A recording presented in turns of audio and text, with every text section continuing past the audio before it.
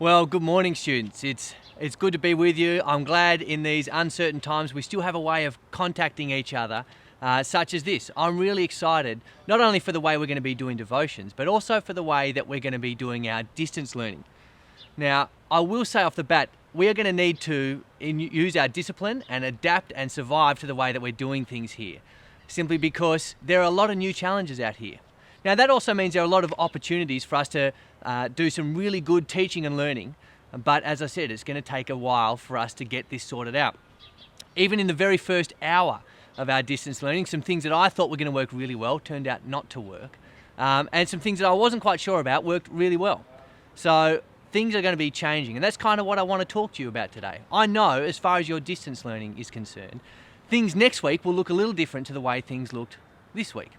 And even if we keep going into term 2, things then will look different to the way they look now. That's because we are continuing to hone and refine what we're doing here for the best experience for both teachers and students.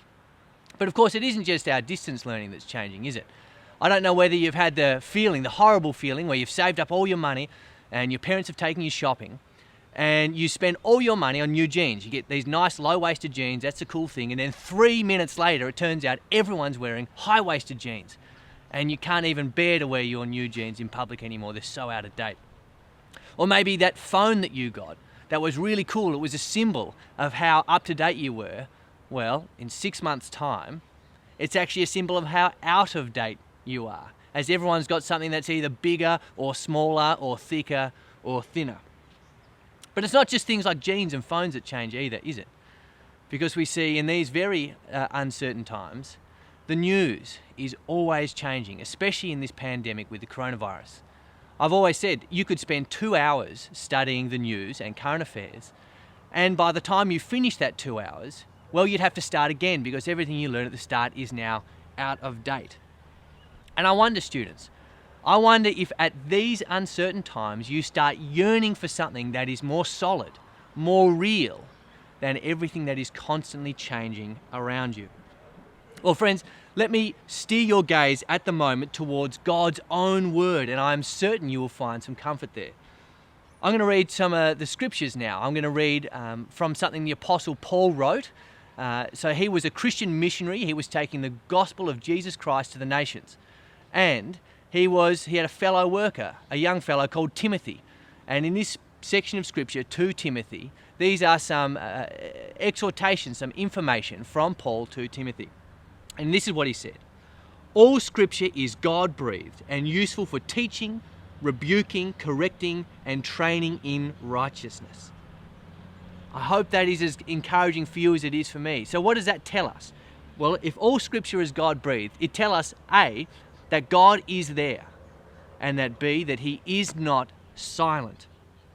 Just as he spoke the world into existence at the dawn of creation, so now he speaks his scriptures into existence.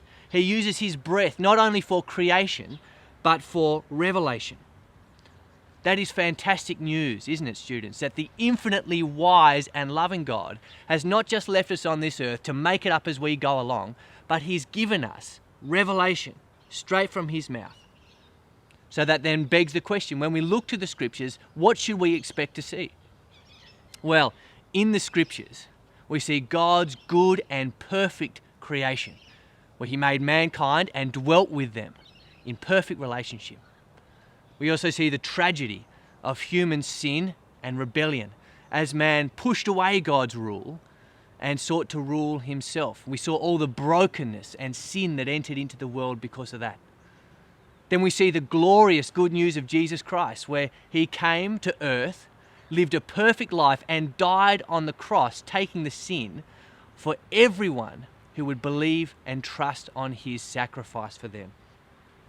And we also see the great hope held out, that at the end of all time, things will not be as they are now. There will be no sin, no sickness, no brokenness, no pain. All that is wrong with the world will be removed. And the good news is that God will come down from heaven. He will dwell with his people. Christ will be among us, and it will be a perfect world without end. Not only is that good news, friends, I think that is the best news going around. So can I encourage you, students, as I close?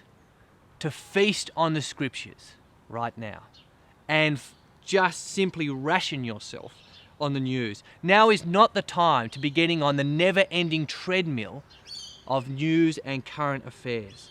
Now is the time to be reaching for something more eternal. As C.S. Lewis very famously said, whatever is not eternal is eternally out of date. Think about that. Whatever is not eternal is eternally out of date. Can I encourage you to reach in these uncertain times, students, for a truth that will remain true for all eternity? God bless you all.